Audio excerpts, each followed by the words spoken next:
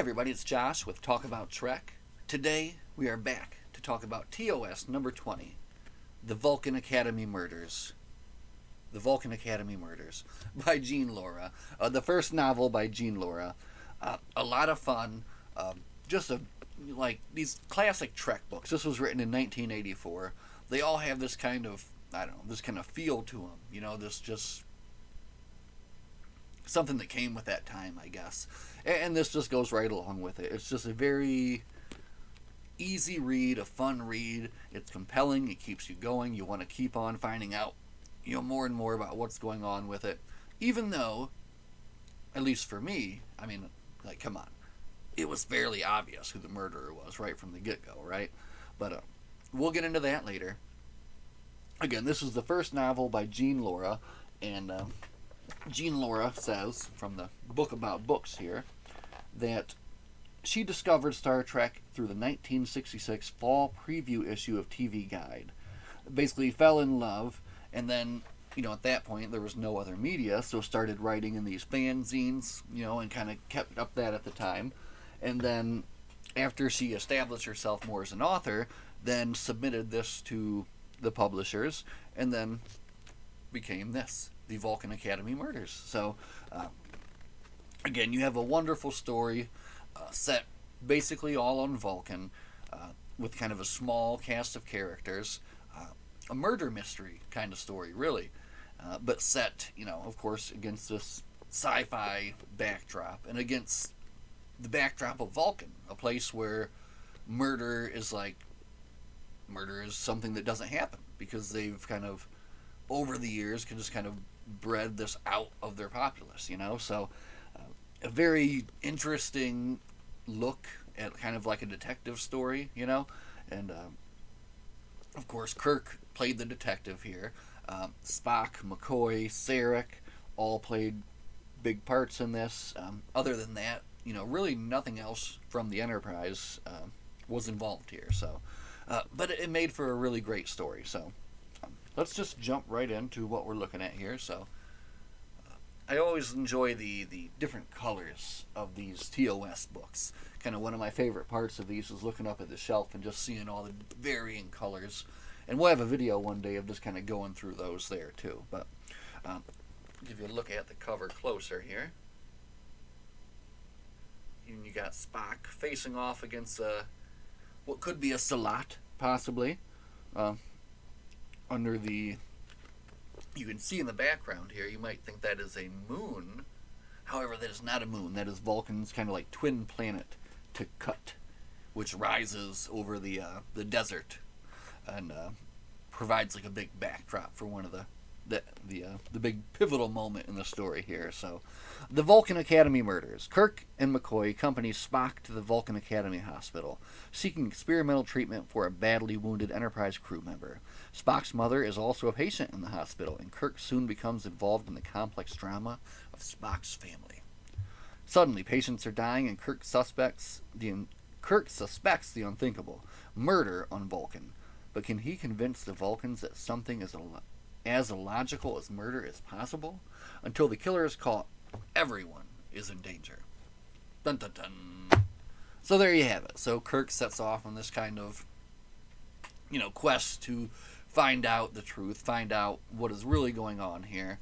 And it's just it was such a fun read, again. There's something about these stories set in that time that I really enjoy. And it's just maybe the way they're written, the way they... I don't know, it almost reminds me of reading like, the kind of the pulp stuff from even earlier, like John Carter and that kind of stuff. There's just something about this that I really like that kind of keeps me coming back and keeps me going and makes me want to read actually more TOS right away. But with this one, yeah, it's a very interesting story. It's not your classic sci-fi or, Star Trek space story. The whole thing is basically set on Vulcan, and it is more of a detective story with these little kind of fun set pieces thrown in here and there. So, really, I would say it's a Kirk-centered story. I mean, he takes center stage as the kind of the chief detective trying to track down what's going on. But like I said, for me, the killer was obvious from the get-go. And I don't know if that was written in there to be like a red herring, which Kirk even brings up in there at one point. But I mean, I knew who did it right away. It was so obvious. But even so, the ride along to see how they got to the end and how they got to that was exciting and fun, and definitely worthwhile. So I started this one on the 3rd of April, finished it on the 7th. So, I mean, that was a fairly quick read, and I was happy to give it extra time to do that. So I am going to tape it back together and tape up the little problems I've had down here. But I mean, that's what happens with a little book. You put it in your pocket. It's a 40-year-old book, right? So it's going to fall apart. A weird way that it fell apart, though, right? Look at this. Just a perfect little rectangle. So, anyway, if you don't want to know more about the story, you can stop here and then tune in for the next time. But we're going to continue on. I'm going to tell you exactly the whole story of the Vulcan Academy murders. It begins with an attack by some kind of renegade Klingons, and that's not really important to the story at all, because it just kind of sets in motion the story. But during the attack, which is kind of the only real space section of the book, Ensign Remington is damaged. His nerves basically are damaged beyond Starfleet's capability to repair. However, they've just found out from Spock about a new treatment on Vulcan, which Spock is, they're applying to Spock's mother, Amanda, who suffered this terrible nerve damage as a result of a spacefaring disease that basically you get for traveling through space for too long.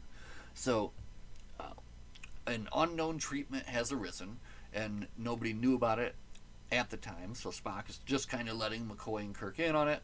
So they're going to take Remington to Vulcan to treat him along with Amanda for this nerve damage, right? So they get to Vulcan, and now the real story can start. So when they get to Vulcan, they meet the people in charge of this ward or whatever it is. Dr. Sorrell, who's a Vulcan, a very famous and very well-known Vulcan doctor, right? And then his human partner, Dr. Cardigan. That's what I wrote down the first time. His name's actually Dr. Corrigan. It kind of made me laugh that I called him Dr. Cardigan. Not Cardigan, though. But anyway, Dr. Sorrell and Dr. Corrigan have worked together, and this Dr. Corrigan has also become a very respected human doctor on Vulcan.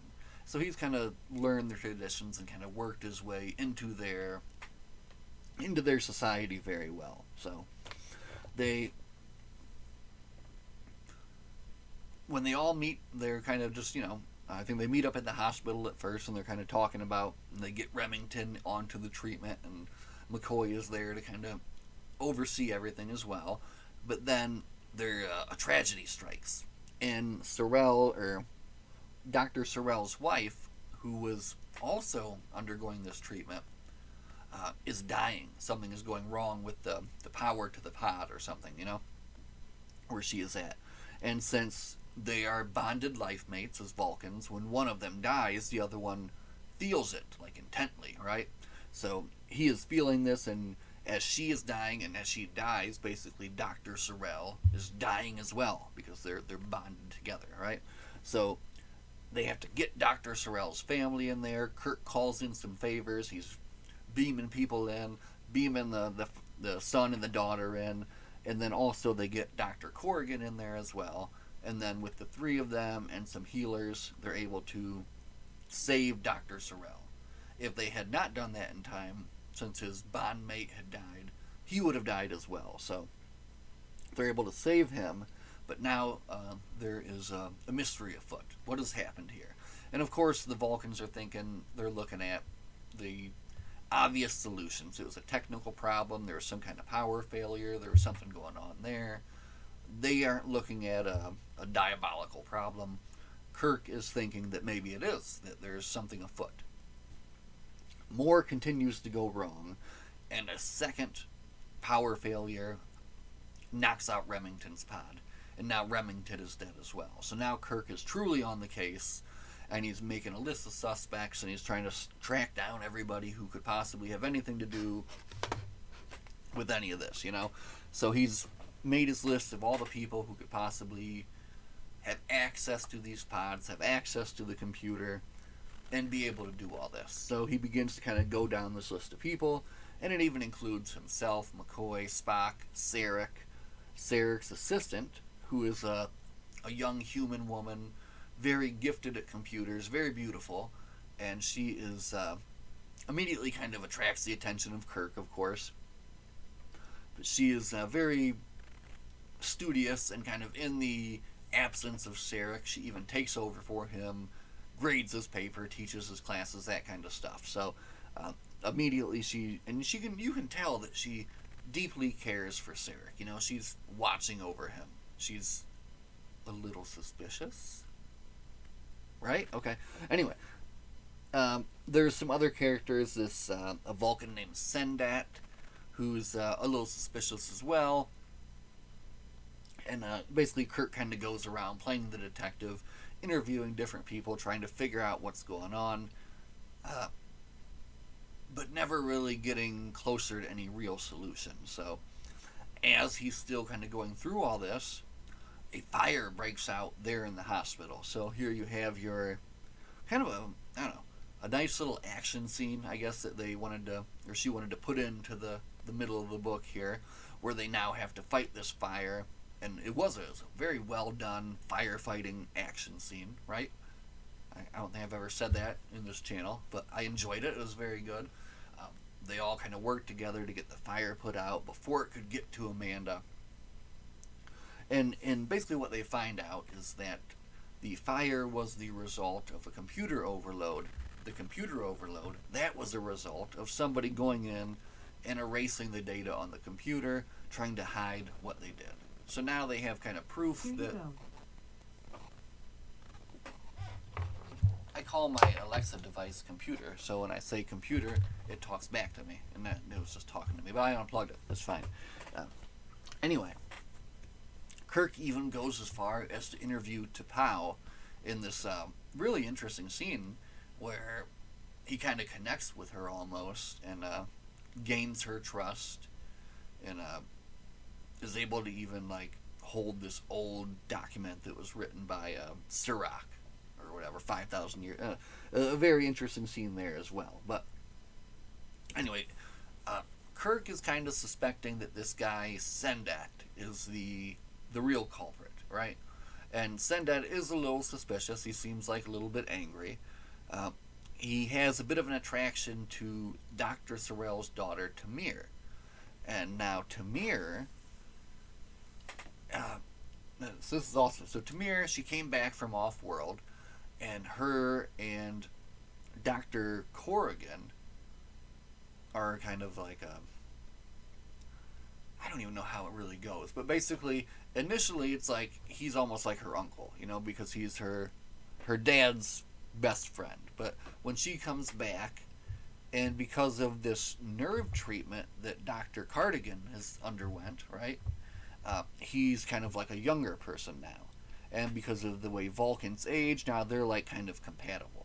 So they actually end up getting together and bonding, and he's very happy, of course, because he always kind of felt that he was going to be, where are we going? He always felt that he was going to be kind of lonely and always alone there on Vulcan, but with this bonding, he's able to be and have somebody. And it's also able to kind of rule him out as one of the suspects as well. So the list keeps narrowing and narrowing and narrowing. So, I mean, I already knew, like, right from the get-go. I was like, that's a little suspicious. Anyway, I'm not going to get into that yet, but here. They get the fire put out. Spock is injured fairly badly. He has to go in for surgery. He has to get I think he's got to get, like, he has internal bleeding and that kind of stuff going on when something fell on him after the fire. So that kind of takes them out of the game for a little bit. Kirk, a little bit hurt, but not completely, kind of gets back on the case and gets around to investigating. And now he wants to investigate this Sendat a little bit more. So when he goes to investigate this guy, he finds him in the process of doing like a forcible mind meld on Dr. Corrigan. And turns out that he's very upset that Corrigan ended up with Tamir. He wanted to end up with Tamir. He doesn't like the thought of like a... Where'd I go? He doesn't like the thought of an outworlder ending up. And it turns out he's part of this kind of sect of Vulcans. And we'll get into that in a bit. But anyway, this seems to look like, of course, that Sendat is the murderer. And everybody kind of believes that, yeah, I mean, obviously, if he's forcibly melding on this dude right here, he's probably the killer. We're going to bring him in for what they call verification, which is when they have like 4 or 5 different Vulcans mind meld at the same time with him and just kind of get in his head and find out exactly what's going on. And did he do it? What did he do? What's he doing? What's going on? So that's the idea. So at this point, Kirk is thinking, well, we've solved the case, and we've got our killer in custody, and he goes out on this pre-planned date with the beautiful Elena Miller, I think maybe her name was. But anyway, come on. Like, I feel like he just... If he'd have been thinking a little bit more, he might have been a little bit suspicious. But he thinks that the killer's already been caught, so he agrees to walk out into the desert with her to go to this beautiful spot to watch the twin planet rise over the desert, right? So they go out there, they have themselves a couple of drinks, they have some Vulcan biscuits or whatever. Darn this collar. But... after that, they go kind of to go walk to the edge to view the sights, and she gets a little bit clumsy and on accident somehow ends up pushing him off the cliff. So Kirk he's got a broken ankle. He's on the bottom of the cliff, and she's like, well, I'll walk back and get help. Your ankle is hurt. I'll be back in about 5 hours, you know. Like, come on, okay. But anyway, there's also these man-eating plants that are on Vulcan, and Kirk has noticed that one is like kind of right around the area where he's hanging out. So he's a little leery of that. And as he's hanging out and the 5 hours pass, he starts to hear the growling and coughing of this, not a salat, it's like worse than a salat. It's this creature that comes out only when the moon is, or the twin planet is high, and basically it wants to drink your blood. You know, it's a really like a cat, some kind of cat, maybe like a salat. Anyway, this Vulcan monster comes out. So now you have another fun little action sequence written in here, right? And the only weapon he's got was a knife that he was smart enough to grab before he left. Thankfully, he was thinking, at least he grabbed a weapon, right? Anyway, he's able to kind of fight off the salat. But not enough. In the last kind of battle with it, and they're kind of like circling, and he's like, I mean, classic Jim Kirk stuff. He's got a broken ankle, and he's busted up, and he's hurt bad, but he's still on his feet, and he's fighting this Vulcan cat thing, right? But anyway, he knows that he can't win by force of arms, so he has to maneuver this thing so that it jumps into the man-eating plant. So he kind of circles around, and then he's like, come at me, you beast, or something like that. And when it comes, he dives out of the way, and it jumps into the vines, and is eaten by the man-eating plant. On its way, it scratches his knuckles, and of course it's poisoned. So now he's been poisoned, he cuts his knuckles, and he sucks the poison out, he spits it out, and then he collapses. Luckily, back at Sarek's house, McCoy wakes up, and he's kind of suspicious. He's looking around. He sees this leaf hanging out by the door to the garden. He goes out there, he's like, why is this here? And then he sees that it's somebody has recently been sweeping with the leaf. And then he sees a trail, so he gets more suspicious, gets a car, follows the trail, finds him, brings him back to life. or gets him to the hospital just in time. And also, this book features Dr. Mbenga, and which is really nice too because you get to know him more in Strange New Worlds. You know, he was barely in TOS, but in this book, it's kind of how they introduce him into joining the crew of the Enterprise. So I thought that was really cool too. But anyway, they save Kirk, but in all that's happened, the killer has still not given up. So as Sarek, I think, and Spock are there, Sarek feels something going wrong with Amanda. So they run as fast as they can to get to the stasis chamber center, and they get into the decontamination chamber just as the power cuts out. So they can't get out and they can't get in. Sarek, feeling Amanda dying, kind of goes into like a Vulcan rage and rips open the door, right? So another very cool scene, like in his rage to get to his wife before she dies, rips open the door. They're able to get in there to her, and they see that she was prematurely awakened from her stasis. But since Spock and Sarek are both there, they can both meld with her to save her mind, and then the doctors, Corrigan and Sorrell, can bring her body back to life or whatever they have to do there. So, all working together, they're able to bring Amanda back to life. And just at that moment, that's when Elena runs in and she's all like, Sarek, oh, I'm so sorry about your wife. Like, she doesn't even know. She thinks that Amanda's dead, right? I'll do whatever I can to help you. I knew all along, right? Like, she was so suspicious. She was so suspicious the whole time. But anyway, at that time, Bones comes in and says, stop that woman! That woman's the killer. So anyway, they stop her, they get her, and they're able to, and since they're on Vulcan, they don't believe in like a kind of a penal colony. They think of her as sick. She's mentally ill. So they're going to try to get her the help that she needs. Along with the... I didn't really go into Sendat. Sendat was part of this Vulcan sect that was maybe thinking about turning to violence. And so they also got like exiled. They were given a choice, like rehabilitation, death, or exile. And they chose to get exiled. So in the happy ending, Amanda's brought back around. The happy family is reunited. Kirk is healed up and brought back to his normal self, and it ends in kind of again, where like all that happened, and all they're gonna do is they're gonna try to help this poor girl who was obviously just like crazy from the get-go. And I really think that the author was dropping little hints in there. I mean, I don't know, maybe it wasn't too obvious, maybe it was too obvious, but for me, I could tell right away that she had to be the killer. Just these weird little things that she was saying, the way she was kind of fawning over Sarek, the way that she was like the only human in the story, and you couldn't imagine like a Vulcan kind of freaking out and doing this. So just so many little things that kind of made me think that. But just, man, such a fun book. And I think I really do want to go ahead and read the last Jean Lorrah book, which is the IDIC Epidemic, which I think I do have, as I'm looking up there on the shelf, which we're all going to look at together sometime.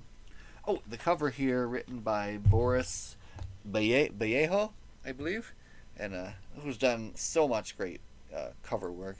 But you'll notice Spock facing off against a Salat, I believe, and that never happened in the book, so that cover's a lie, right? But that's fine. It's a cool looking cover anyway. So, wow, that was a fun book to talk about. I encourage you to read it, and I encourage you to read as many Star Trek books as you can fit into your life, because they will make you better and make you a better person. I don't know. At least you'll enjoy them. Anyway, as always, everybody, live long and prosper, and we'll see you all in the next video. Bye.